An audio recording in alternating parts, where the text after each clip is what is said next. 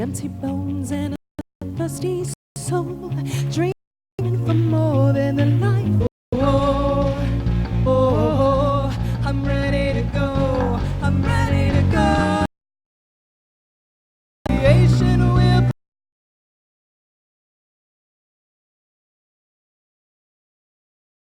I'm running to your arms. I'm running to your arms.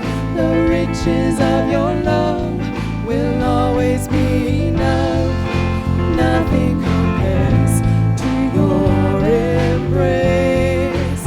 Light of the world, forever reign. My heart will sing no other name. Jesus, Jesus.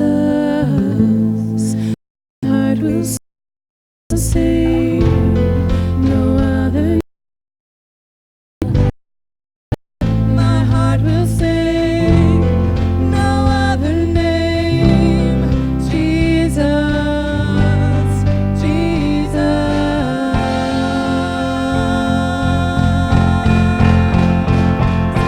Oh, I'm running to your arms. I'm running to your arms. The riches of your love will always be enough. Nothing compares to your embrace. Light of the world, forever reign. I'm running to your arms. I'm running to your arms. The riches of your love will always be enough. Nothing compares to your embrace.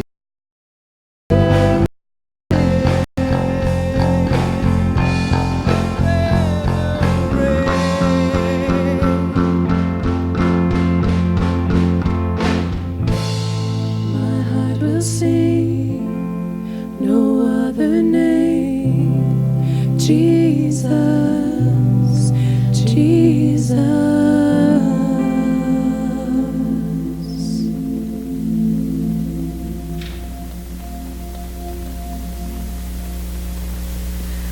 All right, well, welcome. We're so glad that you were here to join us this morning. You may have noticed we have a lot of guests. There's going to be a brief memorial for Ms. Kate Arthur after service today. And then after that, hopefully, those of you who are here for Kay's memorial picked up one of the cards. At Josie's restaurant, there's a reception afterwards, too. So again, there's the brief memorial after the service today, and then afterwards, join everyone at the restaurant. Okay, great. Pastor Mark?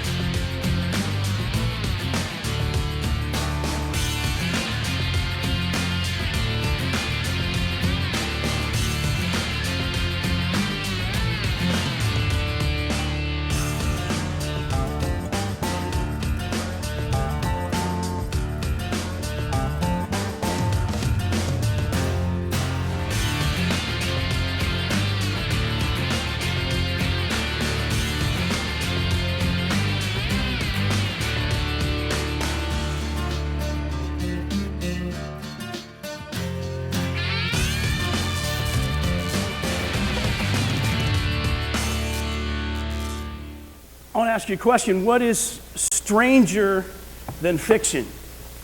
Anybody know? Reality, right? That's stranger than fiction. And there's a particular account in the Bible that is a real account. It actually happened, but it's stranger than fiction. And I sent most of you a little text, and I said, viewer discretion advised. Do you remember that? Some of you got that text, right? Viewer discretion advised. Because this particular account in the Bible is one that we even discussed it just now. We were talking about it. You know, the kids probably shouldn't hear this.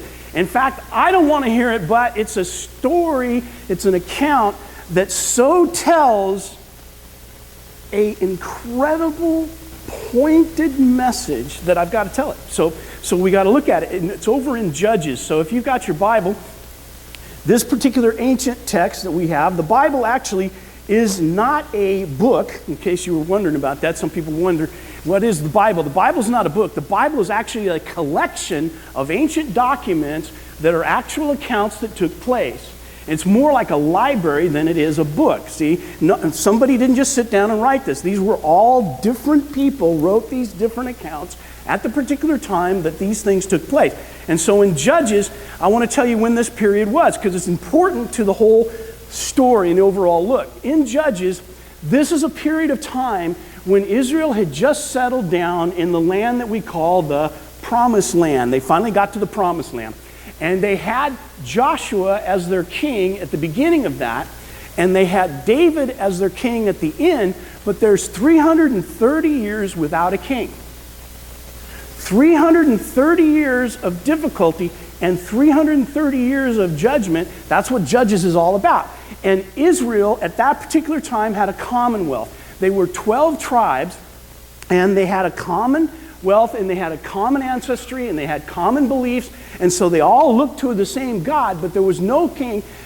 God was supposed to be their king. God was supposed to be the one that they looked to for their guidance, and they were to follow the laws that were there, that they had written, the laws of God. They were supposed to pay attention to them. And the judges were to speak for God. So there was a small group of people who were supposed to help the other people live in line, but no main guy to follow. And just like you, and just like me, they didn't like being told what to do. They didn't like having rules. And so during this period of time, about 330 years, there would be everything's going okay and they're doing what they're supposed to do. And then they'd stop doing what they were supposed to do. And then there was a disaster. And then there was a change, some kind of deliverance. And they went through this cycle, up and down, up and down, up and down. Now, even if you're not a believer, even if you're not a Christian, we all go through that kind of thing in the cycle in our life. You know, if you don't follow Christ, you still have these kind of cycles, you know, where you know you're doing what you're supposed to do, right? Everything's going along just fine. But then you make some mistakes. You make some choices. You do some things. Oh, wait a minute. This isn't, and you go off the path. And then you got to get turned back around. And so there was this cycle of doing what we're supposed to do, then disobedience, disaster, deliverance. That's the cycle that they were in. And in this is a graphic account of a man who was a Levite. And he lived in Ephraim, and which is a place that was north of Benjamin. And he invited a woman to be his concubine, just for fun. Anybody know what a concubine is? A couple of you. Now, again, this is a period of time that's a strange period of time. It's a period of time when there's no real rule. They're out there, okay? And a concubine was someone who, for example, if you were born and you're a woman and you were born into a poor family, what would happen would be, since you didn't have all the means, and if there weren't enough guys in your town, there could be somebody else that comes into your town and says, hey, you can be in my concubine. Now, what that meant was she was going to get fed, okay? She's going to have a roof over her head, but she's basically going to be a servant to a master. And that involves sexual favor. So that's a concubine, okay? And so this man, this Levite, goes and gets this woman from Bethlehem, and they're traveling together, and they're living together, and she's under the roof, but she decides she didn't like this arrangement. Can't blame her, right? She decides she didn't like it. So she runs off. She goes, I don't like this. About 4 months go by, and this Levite goes to get her. And he's there, and he's discussing with her, and he somehow talks her in to coming back with him. And so they're traveling along, and they get to a place where they need to stop and stay overnight. And there's the Levite, there's one of his servants besides her, there's 2 donkeys and this girl. So they're on the way, and they stop at Gilbeth. And that's in Benjamin. And they invite people that come to their town. They would go to the town square, and they would sit there and they would wait. And then there was a law of hospitality. And the law of hospitality said, if there's a stranger in the town, you should take them home, feed them, give them a night's sleep in your place. But there were no takers for this man and his servant and his 2 donkeys and his concubine. And it was getting late, and they decided they were going to stay there overnight. And then this older gentleman comes up, who actually was from the area of this Levite that was traveling through town. And so he decides he's going to invite them to come and live with him that night, be with him that night, have dinner with him. And this is where it gets rather sketchy. Judges chapter 19 and verse 22. While they're enjoying, this is what the Bible says right here, while they're enjoying themselves, some of the wicked men of the city surrounded the house, and they're pounding on the door.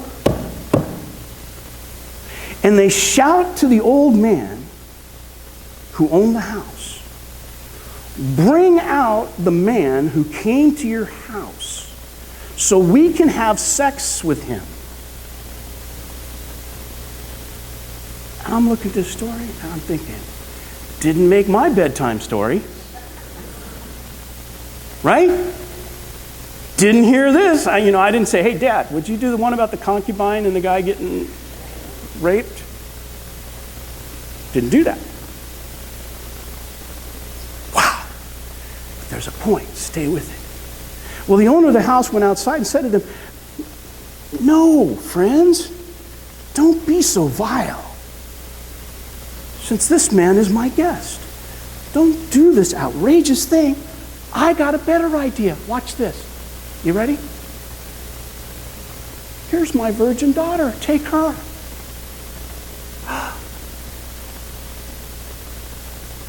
When I read that, I thought, I'm just thinking, I got 2 girls. I wouldn't do. What is wrong with this picture? It's a messed up thinking.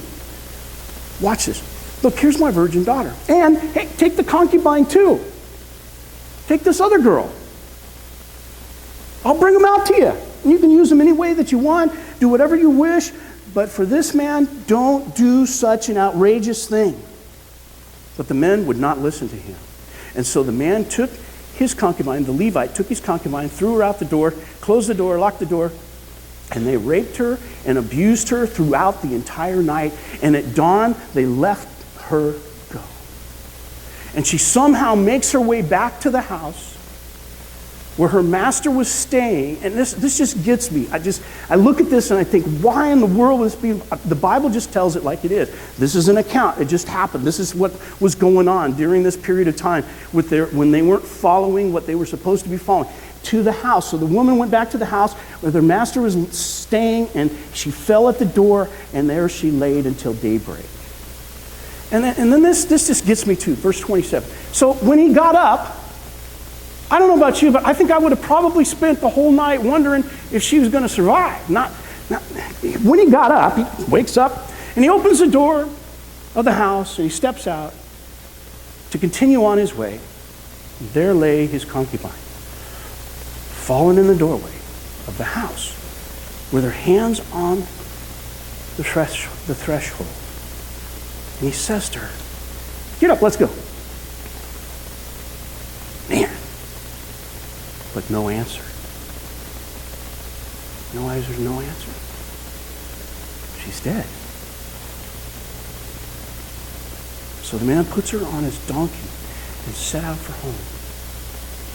And when he reached home, he took a knife and he cut her up into 12 pieces, limb by limb.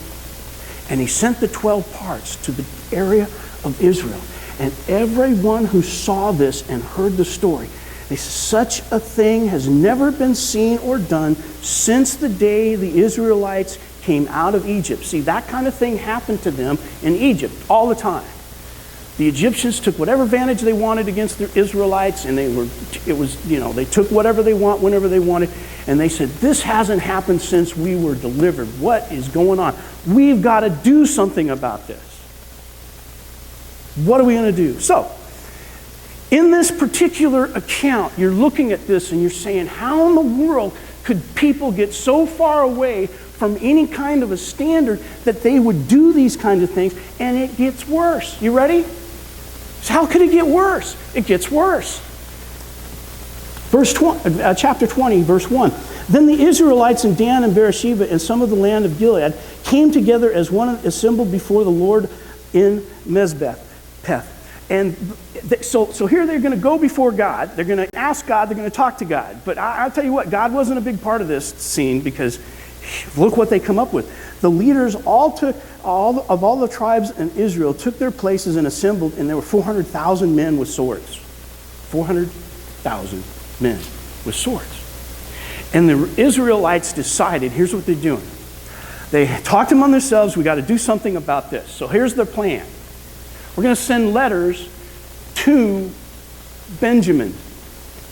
All the cities in Benjamin. We're going to send out a letter, and we're going to demand that these men who did this thing be arrested and punished. That's a good plan, right? I like that plan. Except I'm thinking about the Levite dude who I think should be punished for letting the girl go out. But that's beside the point. They got a good plan. They're going to try and get rid of these people who did this. But the Benjamite people gather together, and they decide they're going to defend their city, Gilbath, and they kill 22,000 Israelites. Just wiped them out. I don't think that was such a good idea. The next day, here's what happens the next day.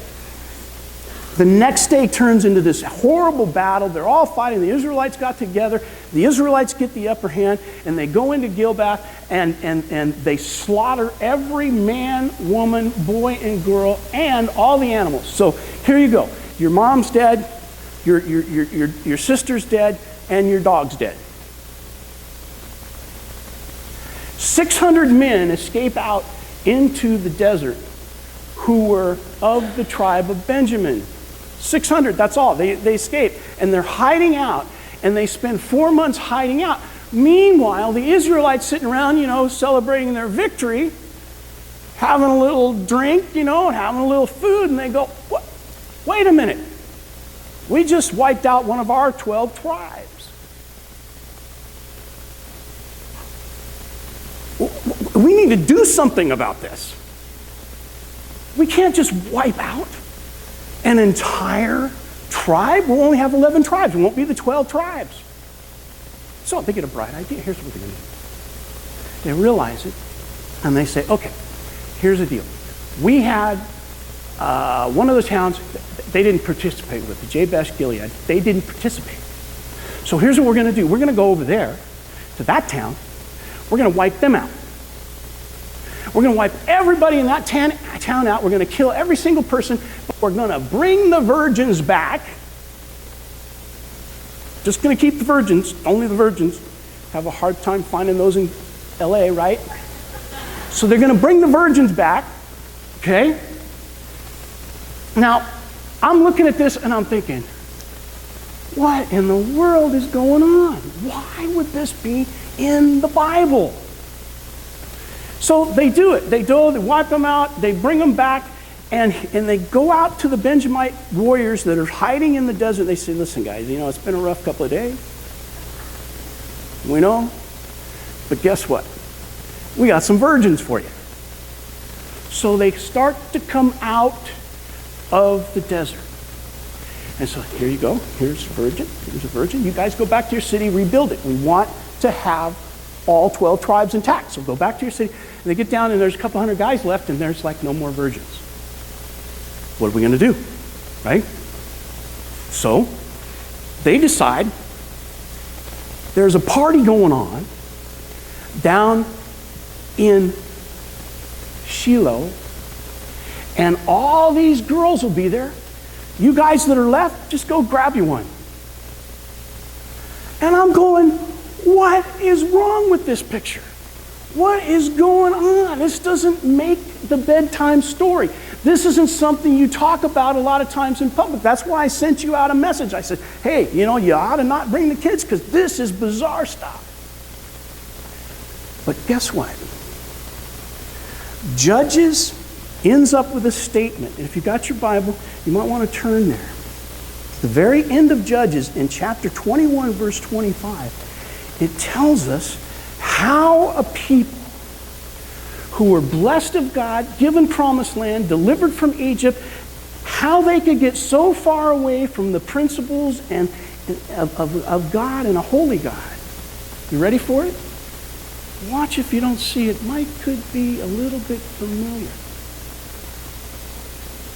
21:25. In those days, that's the 330-year period, Israel had no king, no rule, no standard.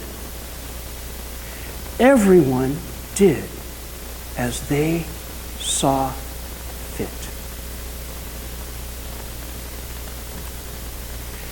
Everyone did as they saw fit. There was no binding moral conscience, so everybody followed his or her moral ideas, their own moral compass, and all the people in this account that we just looked at thought they were doing what they had a right to do. The mob in Gilbeth felt that they had a right to humiliate an outsider, and that's what it was, by the way. It wasn't about sex, it was about humiliating that man, that Levi that came into their town. He's an outsider, we're going to humiliate him. No worse way to humiliate somebody than that. The Levi thought it was right to give up this concubine woman to save his own skin. By the way, she had abandoned me anyway, so here, take her away. He thought that was right. And he wasn't going to go out there.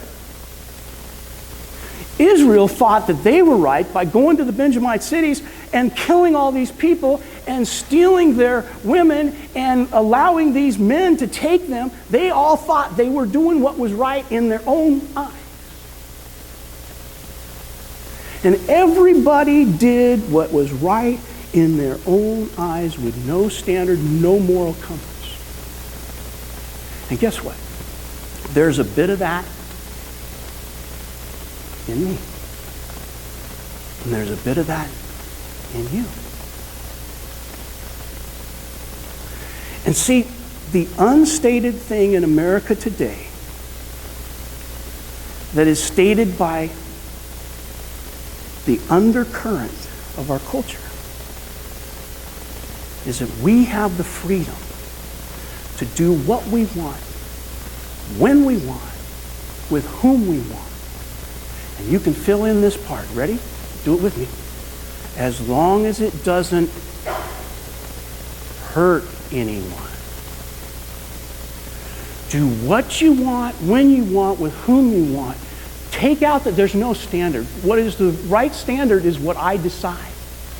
I decide, I say what is fit and what isn't fit. Take out a standard. Whatever that standard was, it's no more. It's what I think is right as long as I don't hurt anyone. As long as nobody gets hurt. Now, there's a couple of problems with that. Any educators in here? Got a couple educators maybe somewhere? Teachers? Got a couple teachers, educators? What happens when you say to the kids, do what you want, when you want, how you want, be free, no rule? What happens? And see, oh, but those are children. No, doesn't matter. Talk to the police. The people that get arrested are people who are doing what they want, when they want, how they want, and think it doesn't matter. There's problems with this philosophy. There's problems with it in our culture. And an underlying stream in our culture is do whatever you want, when you want, how you want. There's no standard. Just live your life as long as nobody gets hurt. Now, the thing about this is this generally works a lot better for the men than the women. You ever notice that? It's true. Because guys can come in and out of lives. They can just, destroy whatever they want. They can move on to the next thing. And a lot of times the women are the ones taking the brunt. It certainly was in this story. The women were always taking the brunt of everything that happened because the men wanted to do what was right in their own eyes. Here it is. This is what we're going to do. And they become possessions. They become profit centers.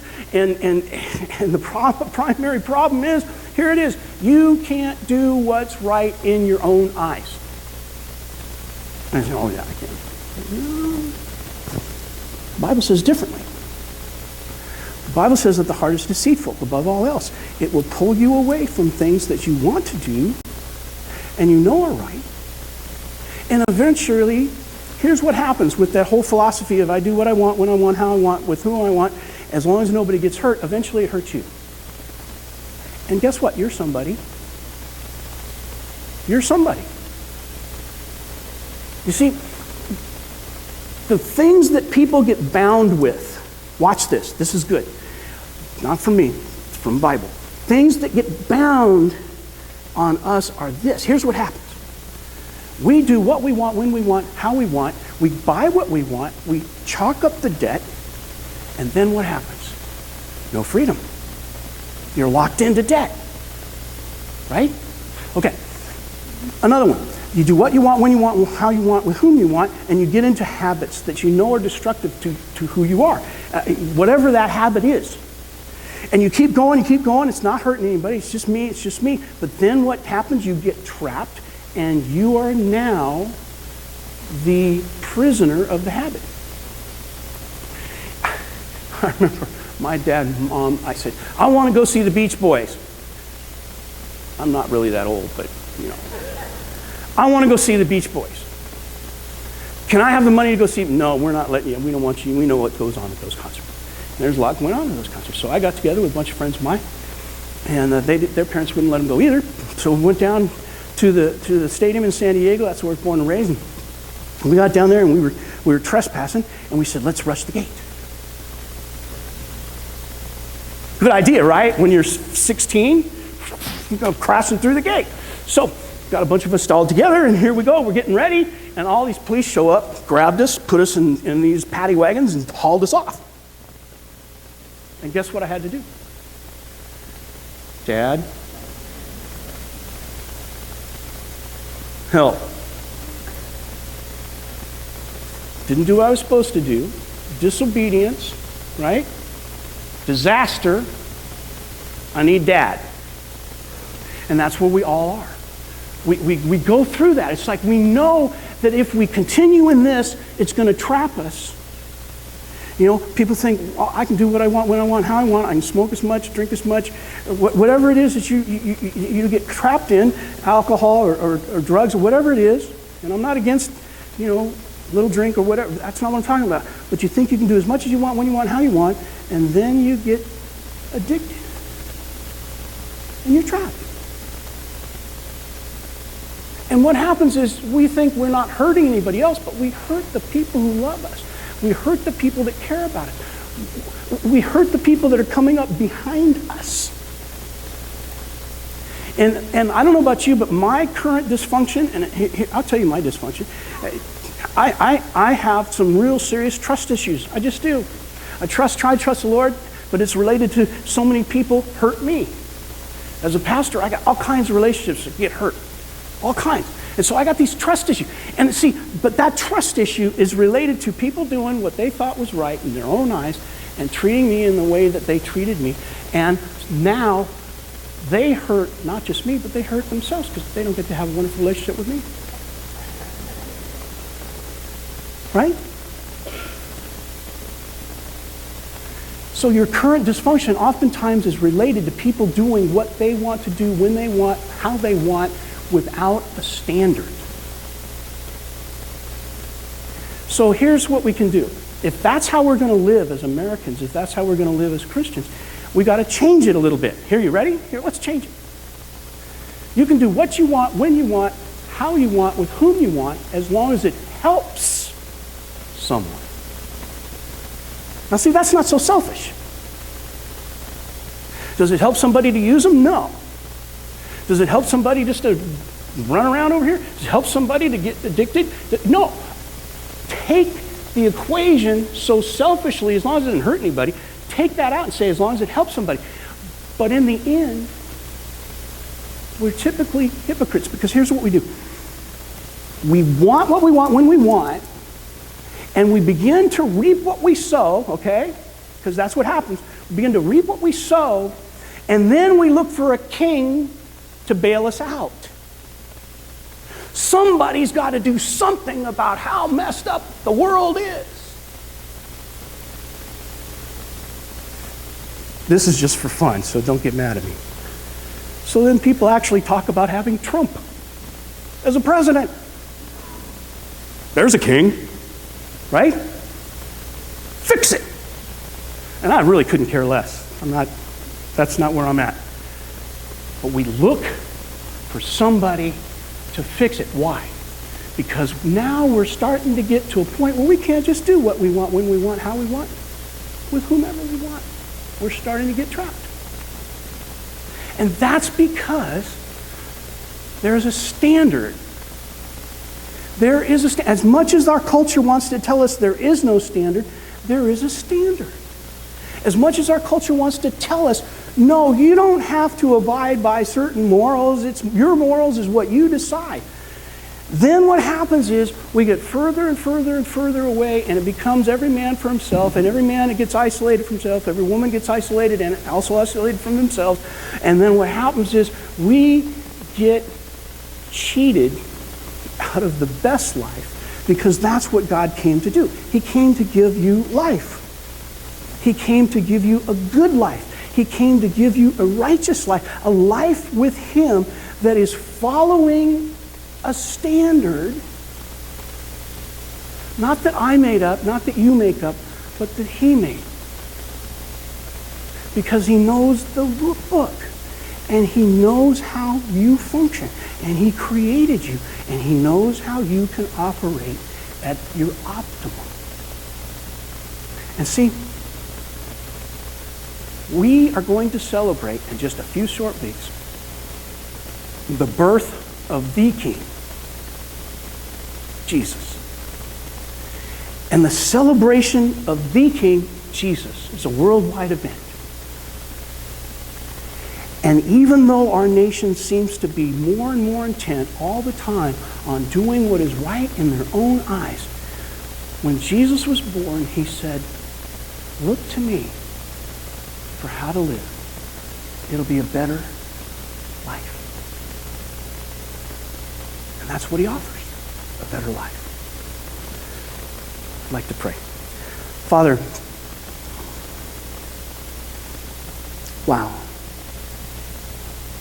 Thank You for putting that example of people doing what they want, when they want, and how they want, so that we can be held in check, so that we can look for a decent standard to live by. I pray that everybody here would look to You for the standard. But Father, I just pray that we could stop the train of there is no standard that everybody seems to be jumping on.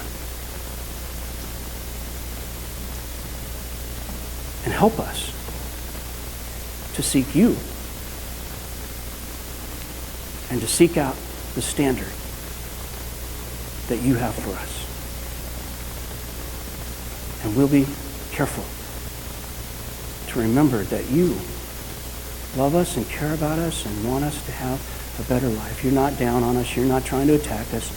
You just want to love us into the standard and trust You. So help us to teach that. Help us to convey that even as hard as this message is, we would realize that with You, we'll have a better life. So I entrust everybody here to, I pray that they would think and look at and examine the things in their life that aren't the standard, that they even want to live in their own life, and help us to live out that standard.